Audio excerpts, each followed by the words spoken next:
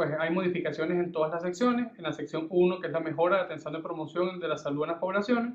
se hace salvedad acerca de los costos de la insulina y además se incluye, ok, ahora sí se están escuchando por lo visto. Hay una nueva sección para los trabajadores agrícolas y por temporadas, específicamente en Canadá y en Reino Unido. La sección 2, que habla acerca de diagnóstico y clasificación de los pacientes con diabetes, pues se abre un debate sobre si la clasificación es adecuada para los pacientes con diabetes MODIS o diabetes LADA. Y en vista de este vacío de evidencia, pues se sugiere que se amplíen los números de investigaciones en esta área para poder esclarecer sus puntos de corte y su adecuada clasificación. Se sugiere que en mujeres con obesidad y deseos de embarazo se realicen pruebas de cribados para prediabetes y diabetes tipo 2, con la mejor intención de establecer la verdadera prevalencia de diabetes preexistente en mujeres con edad gestacional, para evitar la confusión todavía por las dudas que existen con los criterios de diagnóstico de diabetes gestacional y diabetes preexistente. No se recomienda el diagnóstico de diabetes asociada a fibrosis quística con la medición de hemoglobina glicosilada en vista de que esta pues, es un falso positivo para los pacientes con fibrosis quística e incluye una nueva sección para los pacientes asociados a páncreas exocrino, que es realmente la modificación más grande de la sección, y habla un poco sobre la clasificación de la diabetes exocrina, que no estaba incluida en las secciones previas. La sección 3, que es la sección de prevención o retraso de la diabetes, básicamente se hacen sugerencias en la sección de nutrición y diabetes para reconocer los patrones nutricionales que tienen capacidad para disminuir la progresión a diabetes, de prediabetes a diabetes, y mejorar el control metabólico en los pacientes con diabetes tipo 2, en vista de que el patrón de dieta mediterránea, el patrón de hipocalórico y el patrón vegetariano han demostrado que tienen esta capacidad para prevenir la diabetes de estadios prediabéticos y para lograr un control metabólico adecuado en los pacientes con diabetes tipo 2. La sección 4 básicamente es una sección que se denomina evaluación médica integral y evaluación de las comorbilidades. No tiene una mayor modificación en comparación con las secciones viejas y se le otorga un nivel de recomendación A al despistaje de enfermedad celíaca y patología tiroidea en pacientes con diabetes mellitus en vista de su alta prevalencia en conjunto. Se inicia la discusión fisiopatológica que intenta explicar por qué el virus de hepatitis C favorece la aparición de diabetes mellitus tipo 2. Sin embargo, todavía no hay una evidencia sólida sobre la fisiopatología de estas dos enfermedades. Se cambia el término de discapacidad auditiva a deterioro neurosensorial a solicitud del Colegio Americano la Sociedad Americana de Educadores en Diabetes. En la sección 5, que es la sección de cambios de comportamiento y bienestar para mejorar los resultados de salud, que anteriormente se denominaba gestión de estilo de vida, pues se cambió a este título un poco más universal. Se incluye una alarma para el uso de los cigarrillos electrónicos en pacientes con diabetes mellitus, a pesar de que no tenemos un nivel de evidencia sólido, pues no se tiene experiencia en los pacientes con diabetes y el uso de cigarrillos electrónicos y lo que podría llegar a producir sobre la salud de estos pacientes. La sección 6, que es la sección de objetivos glucémicos, según el consenso sobre tiempo en rango que fue publicado en el 2019, se hace una recomendación gradual para el uso del informe perfil ambulatorio de glucosa y el tiempo en rango para la evaluación de control glucémico. Básicamente, pues, se empieza a sugerir que se podría utilizar como parámetro accesorio a la hemoglobina glicosilada el uso del perfil ambulatorio de glucosa y el tiempo en rango en aquellos pacientes que tienen acceso a la tecnología y en los que no, pues el perfil ambulatorio de glucosa. Se hace mayor énfasis en reducir la inercia terapéutica y esto quizás es muy importante porque debemos nosotros como médicos prevenir la inacción desde el punto de vista médico para prevenir y controlar adecuadamente a los pacientes con diabetes. Se agrega el esquema terapéutico del uso de CGLT2 y GLP-1 y ya vamos a ver en qué posición ahora se ubican y la importancia que tienen principalmente para los pacientes con enfermedad cardiovascular aterosclerótica establecida. Se agrega el uso de glucagón intranasal y subcutáneo en aquellos pacientes con hipoglicemia severa o hipoglicemia nivel 3, pues se sugiere el uso de estos dispositivos de administración de glucagón.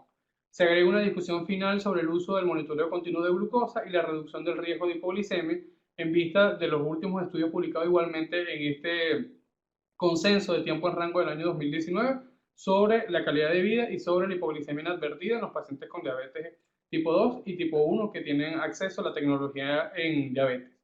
La sección 7, que es la sección quizás que tuvo mayores modificaciones desde su estructura básica hasta la cantidad de contenido que se mantienen allá adentro, pues la tecnología en diabetes. La sección 7 es la sección con mayor crecimiento de evidencia. En función a esto, pues se hizo una reestructuración de esta sección y se generaron tres grandes categorías que vendrían siendo el automonitoreo de glucosa, seguida de los monitoreos continuos de glucosa y por último los suministros de insulina. En la sección 8, que es el manejo de la obesidad en los pacientes con diabetes, se recomienda el cálculo del índice de masa corporal anualmente y no cada 6 meses como se sugería en la última versión del año 2019. Se agregan dos discusiones sobre el acceso a los alimentos y motivación individual en la sección de intervención de estilos de vida que se había apartado en la sección 6. Para la sección 9, que es el tratamiento farmacológico, básicamente la mayor modificación de este grupo es lo que se conoció de seguridad cardiovascular en función a los SGLT2 y análogos de receptores GLP-1 con los nuevos estudios que se publicaron entre el 2018 y 2019. Se agregó una discusión sobre el acceso a las insulinas análogas y cómo existen múltiples enfoques en el tratamiento de la insulina, y esto es beneficioso principalmente para nuestro país porque nos ofrecen otras alternativas en las que no tenemos acceso pues a toda la gama de insulinas disponibles y debemos hacer esquemas alternativos en función a los análogos que tenemos disponibles en nuestro país. Se agregan nuevas pruebas y una recomendación sobre la terapia de combinación temprana para la diabetes tipo 2 para extender el tiempo hasta el fracaso del tratamiento. Además, se agrega el uso de semaglutide oral, que es quizás el mayor beneficio que se otorga ahora a los análogos receptores GLP-1, porque bueno, ya pasaron de esta administración parenteral a ahora tener también una presentación oral, y cómo esto impactó sobre la calidad de vida del grupo de pacientes que tuvieron acceso al semaglutide oral. Se modifica el esquema de tratamiento en diabetes con los resultados de los análogos de receptores GLP-1 y los inhibidores del CGLT2, que ya eso lo vamos a conversar más adelante. La sección 10, que es la de riesgo cardiovascular, se han combinado los objetivos de presión arterial en pacientes embarazadas con hipertensión preexistente. Las recomendaciones para el tratamiento con estatinas se han revisado para minimizar el riesgo de enfermedad cardiovascular aterosclerótica establecida en función a las nuevas guías de lípidos, y básicamente pues se estratifica a todos los pacientes con diabetes ya desde un rango moderado, alto o muy alto. Hacen salvedades muy puntuales sobre cuáles pacientes con diabetes podrían ser considerados de bajo riesgo. Sin embargo, en líneas generales se sugiere que todo paciente diabético se establezca como un riesgo moderado. La discusión sobre el estudio REDUCE-IT se agregó a la sección de tratamiento de otras fracciones y objetivos de lipoproteína en vista de las alternativas que ha ofrecido el uso de ácidos grasos poliinsaturados vía oral, que ha mejorado el control lipídico en los pacientes con diabetes y su impacto sobre los eventos cardiovasculares mayores. Las recomendaciones para el tratamiento de enfermedad cardiovascular ahora se individualizan en función a perfiles clínicos muy puntuales. La sección 11, que sería la sección de complicaciones microvasculares y cuidado de los pies, se modifica el cribado de la enfermedad renal crónica ahora para cada 6 meses. Se agregó una nueva recomendación para no interrumpir el uso de antagonistas de receptores mineralocorticoides en pacientes que están deshidratados, sino seguir una pauta específica del tratamiento. Se revisaron las recomendaciones de detención de retinopatía diabética y el texto de apoyo para incluir las consideraciones de la fotografía retiniana con lectura remota para mejorar el rendimiento diagnóstico de la retinopatía y dejar a un lado la fondoscopía. Sin embargo, en nuestro medio, pues la fotografía retiniana es prácticamente inaccesible y debemos seguir haciendo diagnóstico en función a la fondoscopía. La sección de cuidado de los pies se actualizó con más evidencia sobre el calzado terapéutico y la evaluación de la enfermedad arterial periférica. La sección 11, que es la sección de adultos mayores, dentro de esta sección se agregó la función neurocognitiva que ya conversamos en la sección 8. Se agregó una nueva sección titulada Consideraciones especiales para los adultos mayores con diabetes tipo 2, en vista de que con la mejoría de los tratamientos que ya se vienen implementando en los pacientes con diabetes tipo 2, pues estos pacientes ahora logran tener una expectativa de vida mayor, y debemos también tener ciertas consideraciones en aquellos pacientes adultos mayores con diabetes tipo 1. Se estimula a seguir investigando con los análogos receptores GLP-1 y CGLT2 en la población adulto mayor, en vista de que no tiene todavía estudios que permitan a las guías hacer una sugerencia formal en este grupo etario particularmente. La sección 13, en la sección de niños y adolescentes, se agregó una nueva meta de hemoglobina glicosilada para esta población, una meta un poco más estricta. Se agregó nuevos límites diagnósticos en hipertensión y dislipidemia. Se recomienda el cribado de retinopatía una vez al año y se aprueba el uso del liraglutide para niños mayores de 10 años, y es quizás esto la alternativa terapéutica más moderna para este grupo etario que podemos ofrecer ahora. La sección 14, en aquellos que se denomina manejo del paciente durante la gestación y diabetes, se hace mayor hincapié en la prevención de diabetes y prediabetes en mujeres obesas con deseos de embarazo, como ya lo comentamos en la sección 2. Se sugiere el uso continuo de los monitores continuos de glucosa durante la gestación y se ha agregado más discusión sobre cuándo la insulina puede no ser una opción para algunas mujeres con diabetes mellitus gestacional y cómo los agentes orales pueden desempeñar un papel en el tratamiento de ciertas circunstancias. Básicamente, pues, haciendo la salvedad de que en esta población se podría llegar a utilizar bajo estrictos criterios la metformina y algunos otros hipolisiantes orales, específicamente sulfonilurea. La sección de atención postparto pues, se amplió para especificar bien el manejo perioperatorio de las mujeres con cesárea y diabetes mellitus tipo 2. Y la sección 15, que es la sección de diabetes intrahospitalaria, también se agregó la nueva evidencia en la sección de prevención y admisión de readmisiones y nuevamente se sugiere el uso del monitoreo continuo de glucosa y las bombas de insulina para el manejo de los pacientes en hospitalización en vista de que disminuyen la mortalidad global en los pacientes hospitalizados y hiperglicémicos. La sección 16, que es la sección de defensa de la diabetes, no hubo unas modificaciones en vista de que la redacción de esta sección es exclusiva de la Sociedad Americana de Educadores en Diabetes y estos pues no hicieron ninguna sugerencia con las previas. Ya para ir entonces avanzando y habiendo conocido cuáles son los diferentes esquemas generales de lo que se ha modificado en cada sección de los pacientes con diabetes, básicamente las guías ADAS establecen las mismas guías, las mismas metas que venimos conociendo desde hace unos años atrás, una glicemia en ayuna que esté entre 80 y 130 miligramos sobre decilitro, una glicemia postprandial que esté menor o igual a 180 miligramos sobre decilitro y una hemoglobina glicosilada menor o igual al 7%. Sin embargo, estos valores no son absolutos, o por lo menos el de hemoglobina glicosilada, y debemos individualizar al paciente lo mejor posible, basándonos siempre en las variables poco modificables y potencialmente modificables. Aquellas variables como el riesgo elevado de hipoglicemia o otro efecto adverso a la droga deben ser interpretadas adecuadamente en los pacientes en vista de que si tienen un bajo riesgo el control puede llegar a ser más estricto, pero si tienen un alto riesgo el control puede ser más flexible para evitar la aparición de estos efectos adversos por el uso de la farmacoterapia en los pacientes con diabetes. Igualmente, a medida en la que se tiene menos tiempo de exposición a la enfermedad, se puede hacer un control más estricto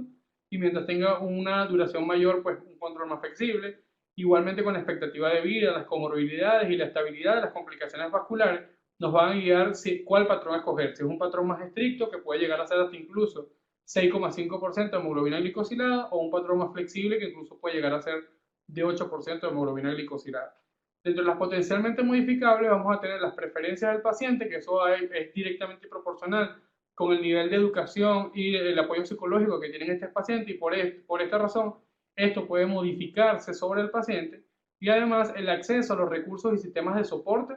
y suministro de cuidados en diabetes que básicamente pues, pueden ayudar en buena medida a controlar la diabetes y de hecho todos los estudios con tecnología en diabetes apoyan a que mejoran tanto la calidad de vida como el riesgo de hipoglicemia y mortalidad en los pacientes con diabetes tipo 1 y tipo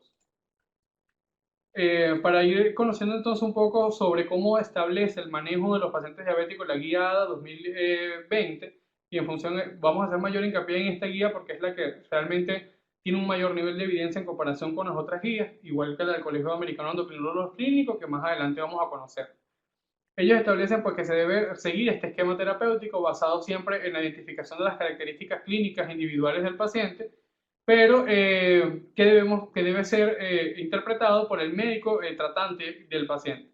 Posteriormente identifica cuáles son los factores específicos de impacto, haciendo mayor importancia sobre los eventos, las enfermedades cardiovasculares como la hipertensión, la dislipidemia y la enfermedad cardiovascular establecida para establecer cuáles son las líneas terapéuticas más indicadas en cada paciente. La decisión siempre debe ser compartida no solamente con el médico, sino con el educador en diabetes, la nutricionista, la psicóloga de la unidad de manejo de diabetes, el paciente como ente central de toma de decisión en el manejo del paciente con diabetes y sus cuidadores tanto primarios como secundarios.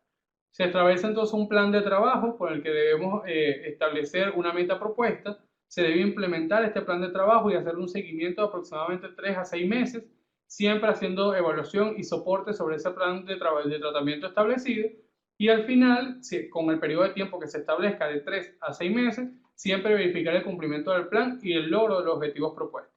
que estos objetivos propuestos no van a ser solamente el control metabólico, sino también prevenir la aparición de complicaciones en los pacientes con diabetes y optimizar la calidad de vida de nuestros pacientes que viven con diabetes. Ya para ir conociendo el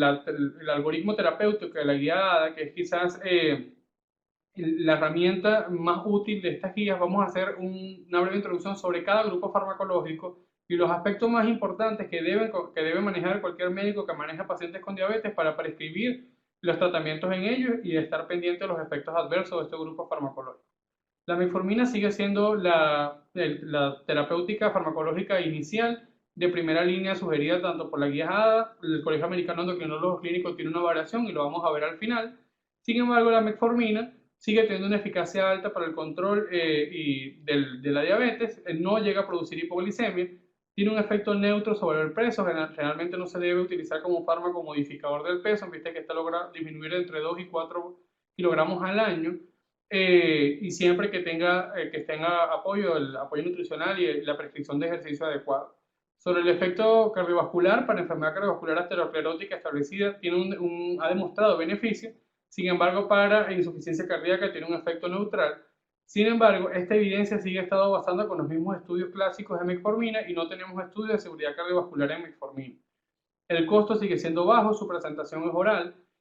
no ha demostrado, tiene un efecto neutro para enfermedad renal crónica y amerita ajuste, está prohibido su uso por debajo de una tasa de filtración menor a 30 miligramos sobre decilitro. Siempre teniendo en cuenta que puede llegar a producir náuseas, vómitos, diarrea y puede llegar a producir deficiencia de vitamina B12.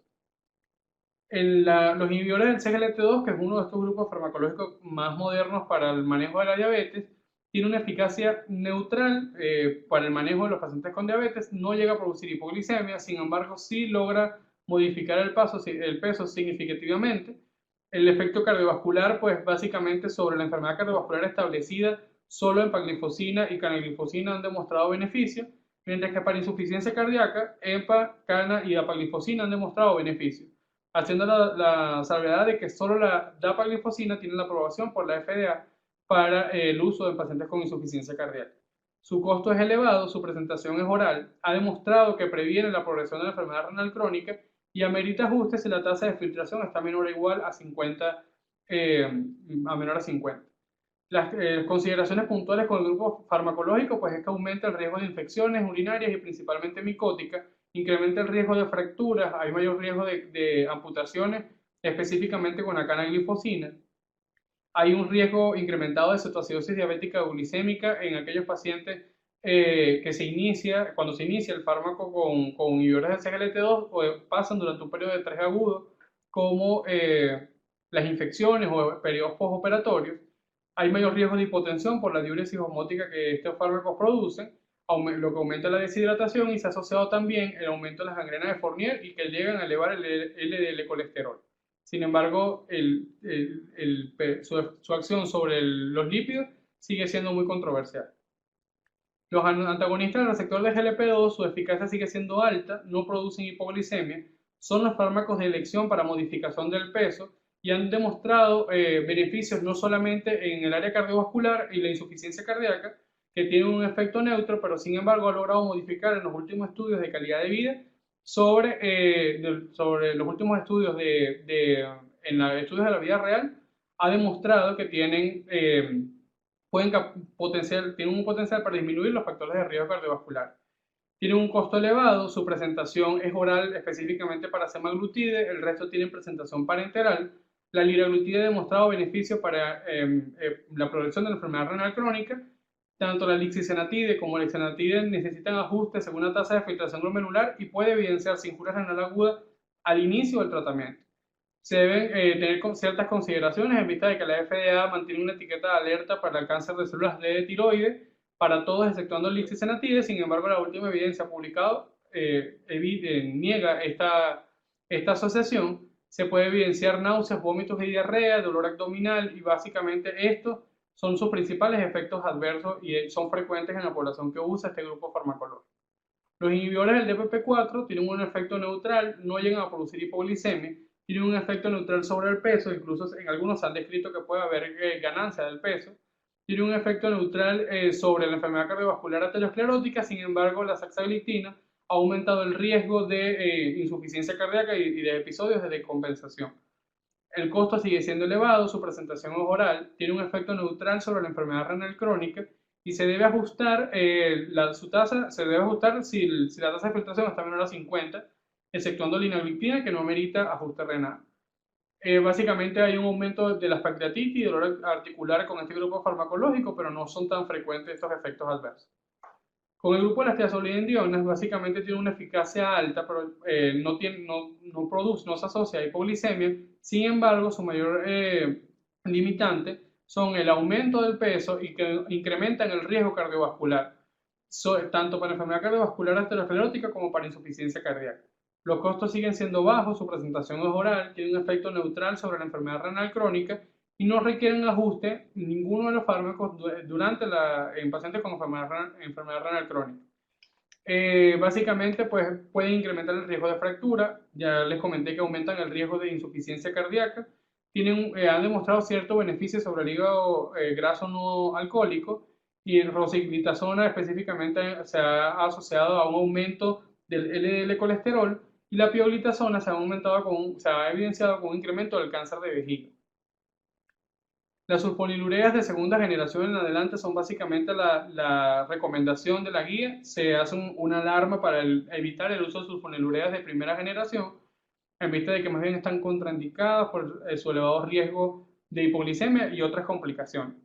Tienen una eficacia elevada para el control de los pacientes con diabetes, no llegan a asociarse a producir hipoglicemia, pueden lograr aumentar el peso y además tienen un efecto neutral sobre la enfermedad cardiovascular aterosclerótica y la insuficiencia cardíaca. Realmente hay pocos estudios de seguridad cardiovascular en esta área, igualmente que con la metformina. Sin embargo, con sulfonilurea sí hay algunos estudios de seguridad cardiovascular.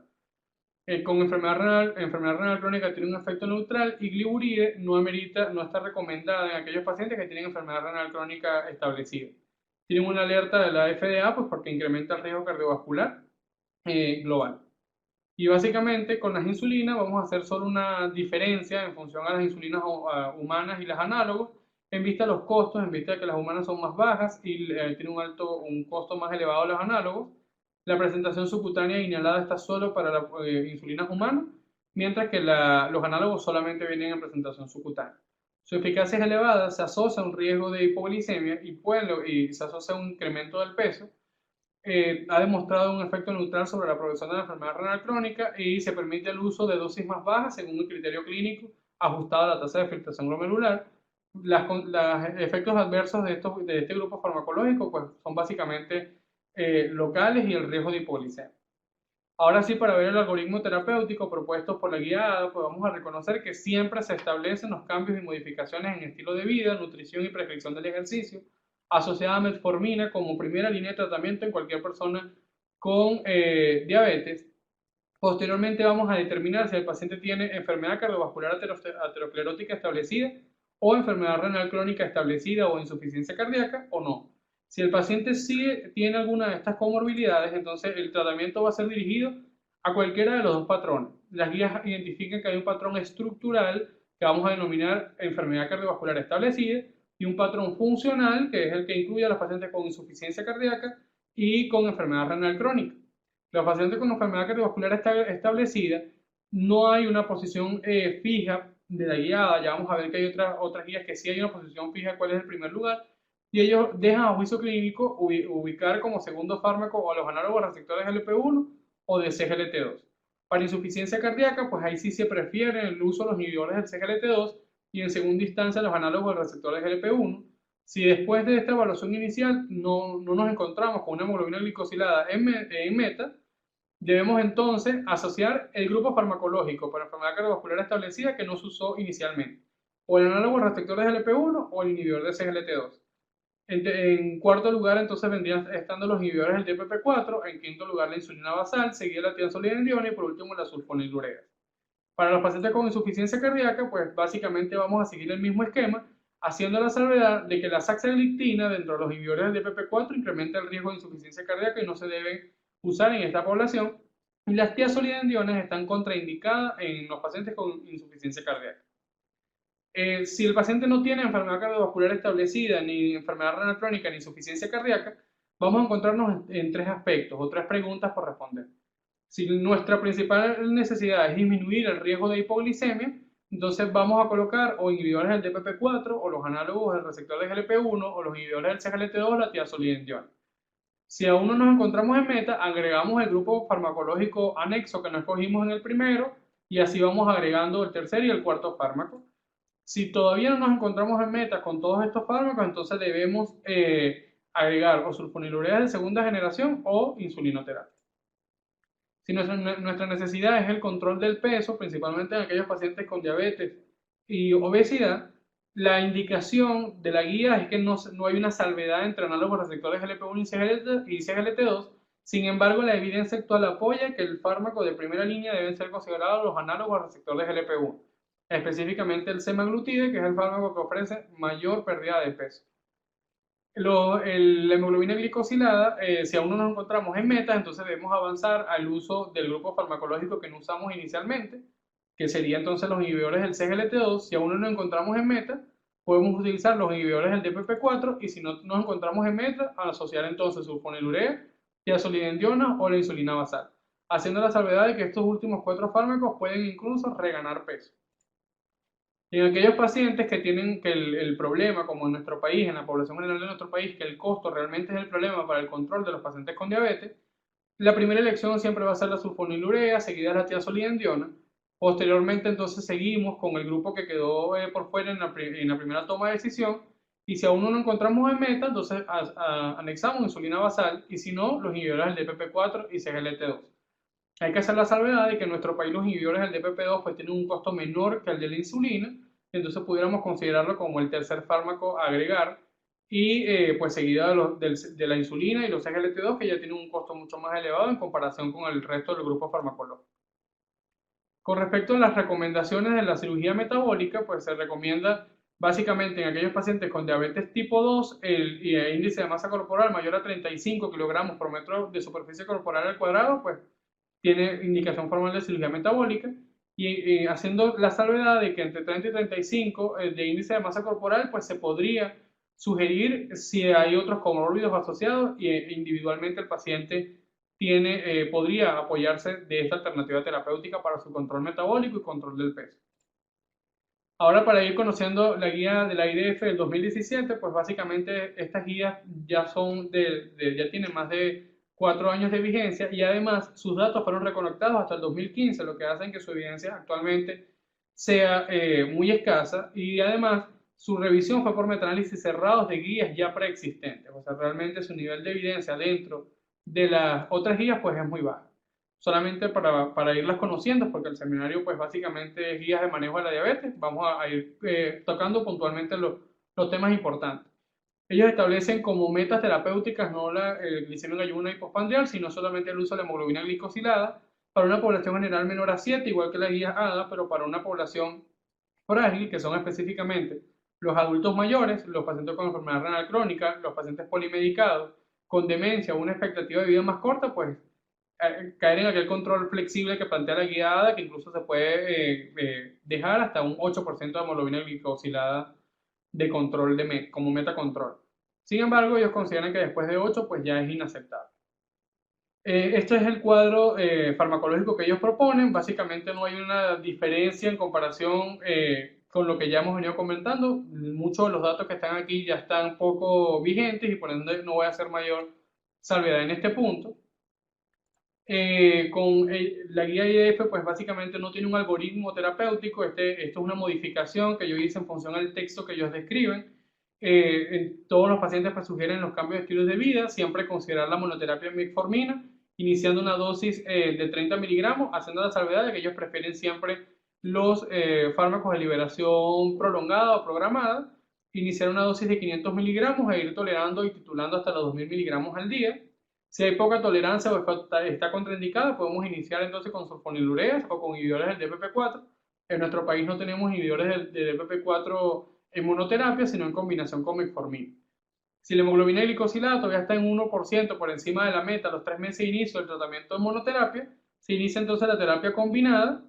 dependiendo del porcentaje. Si estaba 1 o 2% sobre la meta, La terapia dual va a ser básicamente la metformina con la sulfonilurea o los inhibidores del DPP4, los inhibidores del CGLT2 o los análogos o la insulina. Y básicamente en nuestro país pues tendríamos disponibilidad de la combinación de metformina y los inhibidores del DPP4 como única píldora. Se dan cuenta que la información está tan poco vigente que no incluye los receptores de los análogos de GLP-1, sino para aquellos pacientes que tienen un 2% por encima de la meta y que debemos iniciar o con la insulinización o con el uso de los inhibidores del CGLT1, los análogos receptores GLP-1 o la tiazolidindio. Ellos sí establecen una mnemotecnia para decidir el control de los pacientes y la farmacoterapia en este grupo farmacológico, y es básicamente pues, el uso de las metas ajustadas a la edad, siempre en aquellos pacientes que tengan obesidad, pues preferir los análogos receptores GLP-1, CGLT2, metformina o los inhibidores del DPP4, para siempre utilizando en aquellos pacientes que tienen complicaciones, pues los fármacos que tengan mejor evidencia para esa complicación e iniciar una insulinización oportuna, dependiendo de la duración que tenga de exposición al paciente a la enfermedad. Las recomendaciones para la cirugía metabólica, pues básicamente no varían con las recomendaciones de la guiada, y así que bueno, ya las conocen. Recomendada mayor a 35 y entre 30 a 35, pues se sugiere en casos muy puntuales, individualizando siempre el paciente. Las guías de la Asociación Latinoamericana de Diabetes igualmente fueron publicadas en el 2019, solamente tenemos dos versiones. La primera publicada en 2018 y 11 años después conocemos la segunda versión. Incluye 14 capítulos. En el nivel de evidencia pues incluye metaanálisis abiertos y juicios de expertos, lo que le hace tener un nivel de evidencia bajo en comparación con la guía o con la guía americana del Colegio de Endocrinólogos Clínicos. Sus datos fueron incluidos hasta el 2017 y no incluye los últimos estudios con CGLT2 y análogos de GLP-1, lo que hace que la información no esté del todo vigente. Pues las metas establecidas por estas guías, pues básicamente establecen unas metas similares a las que ya vimos en las guías de la IDF, una hemoglobina glicosilada menor o igual a 7, una hemoglobina glicosilada para población frágil entre 7 a 8 y una hemoglobina glicosilada en aquellos pacientes jóvenes que puede ser más baja, que coincide con lo que sugiere la guía del Colegio Americano de Endocrinólogos Clínicos, que es menor o igual a 6,5. El algoritmo terapéutico planteado por la Asociación Latinoamericana de Endocrinólogos Clínicos, pues básicamente es un poco engorroso y igualmente sugieren los cambios y modificaciones en los estilos de vida y prescripción del ejercicio, pero llama la atención que ellos recomiendan de entrada, antes de la prescripción incluso farmacológica, en aquellos pacientes con obesidad, la cirugía bariátrica metabólica o las dietas muy bajas en calorías, haciendo la salvedad de que las otras guías pues no sugieren de entrada la cirugía bariátrica, sino primero el tratamiento farmacológico, y si el paciente individualmente no logra las metas de control, pues haciendo la salvedad de que podría usarse la cirugía bariátrica. El resto del algoritmo, pues todavía hay cosas por discutir y no tiene un nivel de evidencia lo más actualizado, por ende, pues no vamos a hacer mayor hincapié en este algoritmo. Las recomendaciones de la cirugía metabólica también varían. Ellos, a pesar de que sugieren, y es quizás la mayor discordancia que tiene la guía, a pesar de que ellos sugieren de tratamiento de primera línea en la cirugía metabólica, elevan estas metas que ellos establecen, las recomiendan solo para aquellos con índice de masa corporal mayor a 40 y podría llegar a recomendarse, siempre hay casos muy puntuales, entre 30 a 40 de índice de masa corporal. Y eso quizás no se apoya en una evidencia sólida, sino pues en la experiencia y la recomendación de juicios de expertos. Y esto lo hace pues un nivel de evidencia muy bajo. Las guías del Colegio Americano de Endocrinólogos Clínicos, que fueron igualmente publicados en enero de este año, es una guía pues que no viene por secciones, está estructurada solamente en subgrupos. Básicamente pues establece desde los principios para el tratamiento de los pacientes con diabetes, pasando por los cambios de estilo de vida, el manejo de las complicaciones, el manejo de la prediabetes, el riesgo cardiovascular, el control glicémico y el uso de la insulina, y para terminar pues los perfiles de antihiperglicemiantes orales disponibles. Desde el 2016 al 2020 pues hemos conocido ya 8 versiones del MIB y esta es la última versión disponible. Es una guía bastante práctica, muy puntual, con las recomendaciones más globales sobre el manejo de los pacientes con diabetes, pero con un nivel de evidencia bastante sólido. Su análisis fue por metaanálisis cerrado, lo que le hace tener el mismo nivel de evidencia que los pacientes con las guías ADA. Este es el cuadro de manejo por cada grupo farmacológico que sugiere el Colegio Americano de Endocrinólogos Clínicos. Para no repetir la información que ya les he venido dando, pues básicamente hay una diferencia y es que ellos sugieren en función a estos colores, en aquellos pacientes, en aquellos fármacos que están en verde, lo sugieren porque tienen pocos eventos adversos o han demostrado beneficios. En naranja lo que tienen, lo que deben tener ciertas precauciones y se deben prescribir en una población muy específica y en los que se ha determinado que tienen mayor riesgo. Básicamente, las principales diferencias que tiene con las sugerencias realizadas por la ADA es que la canaglifosina está indicada en aquellos pacientes con tasa de filtración glomerular menor a 30 mililitros por minuto por 1,73 metros cuadrados de superficie corporal y en pacientes con enfermedad renal crónica estadio 3 más albuminuria establecida. En aquellos pacientes con dapaglifosina es posible para la prevención primaria de hospitalización por IC y eficacia demostrada en IC con fracción de eyección reducida. Y estos fueron gracias a los datos reportados por el estudio DAPA-HF. La empaglifosina, pues básicamente está aprobada por la FDA para disminuir la mortalidad cardiovascular en aquellos pacientes con diabetes y enfermedad cardiovascular aterosclerótica. Y la canaglifosina está aprobada por la FDA para reducir los eventos cardiovasculares mayores, específicamente de 3 puntos, o sea, solo lo que incluye angina, rehospitalización y muerte por causa cardiovascular o causa global, no para insuficiencia cardíaca y no para ictus. Además, hay un posible aumento de hospitalizaciones por insuficiencia cardíaca con alogliptina y con saxagliptina, que es básicamente la misma recomendación que dice la guía ADA, solamente que ellos agregan también alogliptina y no solamente la saxagliptina para el riesgo de insuficiencia cardíaca.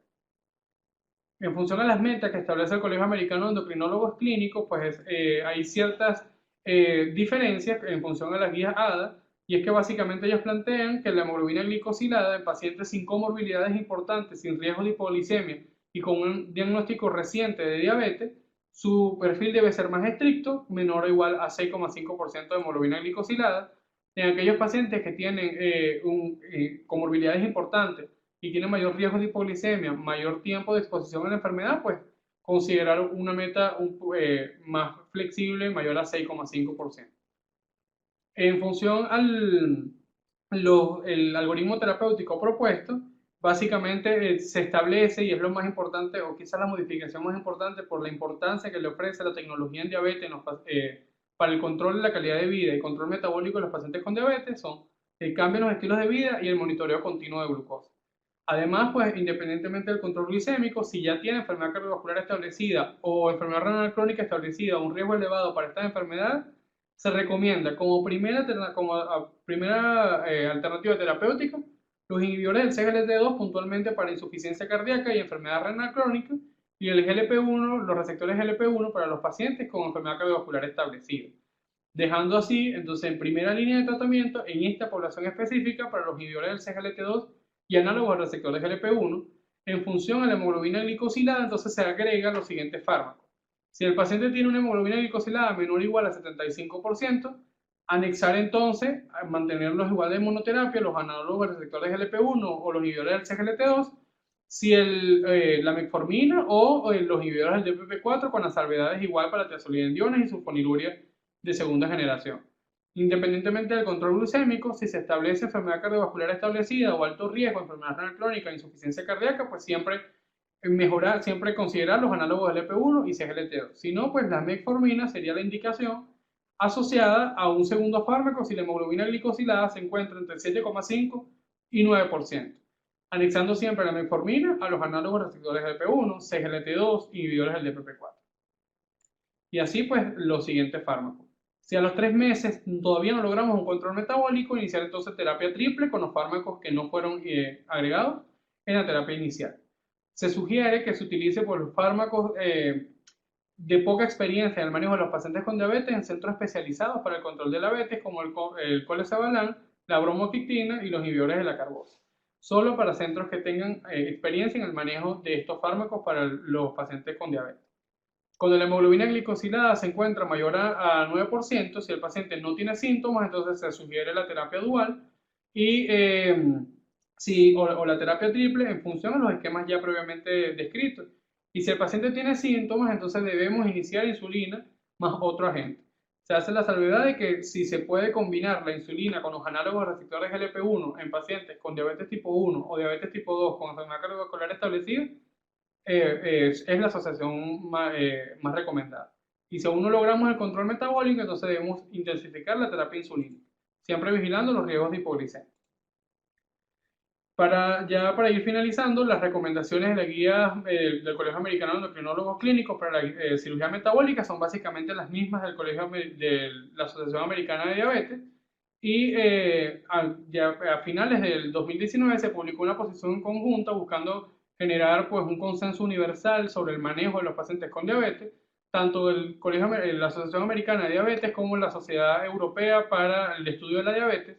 Básicamente, pues es la única versión disponible, pero buscaba, pues, por primera vez unir los criterios tanto americanos como europeos para el control y tratamiento de los pacientes con diabetes. Es una revisión por metaanálisis cerrado, lo que le hace tener incluso un nivel de evidencia bastante bueno. Básicamente, las metas de control que ellos establecen son las mismas metas de control que ya conocimos para la guía ADA: glicemia en ayuno de 80 a 130, glicemia postprandial menor a 180 y hemoglobina glicosilada menor a 7%. El esquema terapéutico inicial de los pacientes con diabetes pues se basa en el mismo esquema que ya comentamos anteriormente de la guía ADA, y hay una modificación muy puntual en función al algoritmo terapéutico que vale la pena mencionar, y es porque ya la guía de la posición conjunta le da una posición prioritaria a los análogos de receptores GLP-1 para los pacientes con enfermedad cardiovascular establecida posterior al inicio de metformina y cambios de estilos de vida. Entonces, básicamente, esta guía sí hace una sugerencia puntual para los análogos de receptores GLP-1 y deja a los inhibidores del CGLT2 como segunda alternativa para el uso de terapia combinada en los pacientes con diabetes. Y esta es básicamente la principal diferencia que guarda con la guía americana de endocrinólogos clínicos y con la guía ADA. Las recomendaciones para la cirugía metabólica están basadas en las mismas sugerencias realizadas por las guías ADA y son básicamente la misma. Mayor a 35 tiene una recomendación formal y podría sugerirse en aquellos pacientes entre 30 y 35 kilogramos de índice de masa corporal. Bueno, espero que esta información sea de mucha utilidad para ustedes. Es la revisión quizás más corta que podemos hacer de 5 guías de manejo del diabetes. Espero que tengan algunas dudas y podamos discutir entonces ya que hemos finalizado. Muchas gracias.